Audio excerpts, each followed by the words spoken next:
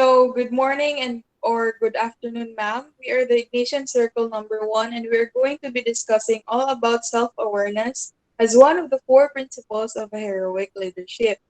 Now, we all know that Jesuits has a very strong hold when it comes to leadership. However, we might also ask the questions, what are their secrets that made their corporate efforts successful and how do they become leaders? Well, there are actually four principles that stands out. These are number one, understanding their strengths, weaknesses, values, and worldview. Second is confidently innovate and adapting to embrace a changing world. Third is engaging others with a positive and loving attitude. And fourth is energizing themselves and others through heroic ambitions. So thank you for that, Corinne. Now for the next part, leadership or authority is the craft of persuading a gathering of individuals to act toward accomplishing a shared objective. In a business setting, this can mean coordinating specialists and associates with a technique to address the organization's issues. This is what you need to think about leadership, and a few instances of how it can profit organizations. Now, relating leadership to our topics, especially regarding Jesuit areas, did you know that the word leadership was not used in the 16th century as we understand it today? They did not actually speak explicitly of the four principles that drove their organizations. Instead, their principles in leadership is seen as we sift through their actions and how they handle situations that made them successful in life. So in the early Jesuits case, one could do the sifting with a pitchfork. These four themes infused their work and achievements, lived from their writings, and dominated their carefully mapped training program. So, these four leadership principles guided individual Jesuits, and the same four form the basis of Jesuit corporate culture. Now, for the next part, hello, Jay. Thank you for that, Luke. So I'm going to talk about self-awareness, specifically to order one's life. Leaders are actually categorized as someone who understands who they are, knows their value, is aware of toxic weaknesses that can derail them, and cultivates the habit of self-awareness and learn from their mistakes. Only the person who knows what he or she wants can pursue it energetically and inspire others to do so. Only those who have been pinpointed their weaknesses can conquer them. Obvious principles, but rarely heeded in practice.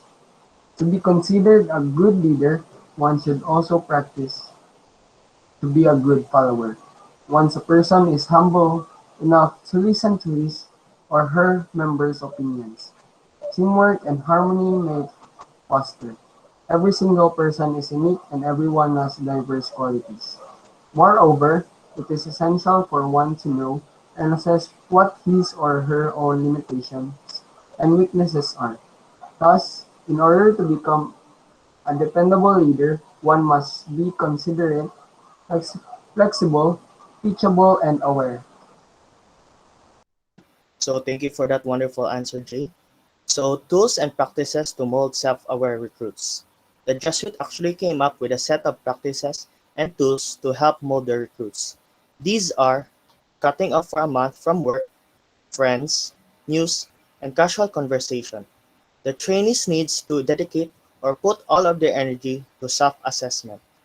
Engaging in spiritual exercises was the peak developmental moment of training regimen that encompassed everything from scut work to begging for food and lodging on solitary long-distance pilgrimage.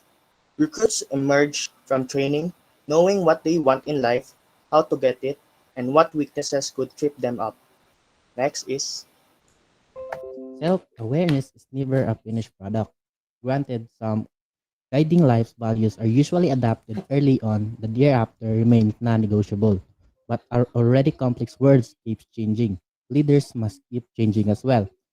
Every early Jesuit dedicated an intensively focused week each year to revitalizing his core commitment and is assessing his performance during the previous year. Moreover, Jesuit self-awareness techniques accommodated change by instilling in recruits the habits of continuous learning, of daily reflection on activities. These techniques remain relevant today precisely because they were designed to allow busy people to reflect on the run. which also means that they reflect while they were doing something. Most religious prior to the Jesuit counted on the cloister walls to help them remain focused and recollected each day. But Loyola essentially tore down the monastery walls to expose his recollected each day. Once those walls came down, Jesuits had to employ techniques to remain recollected while all hell was breaking loose around them, just as everyone else has today.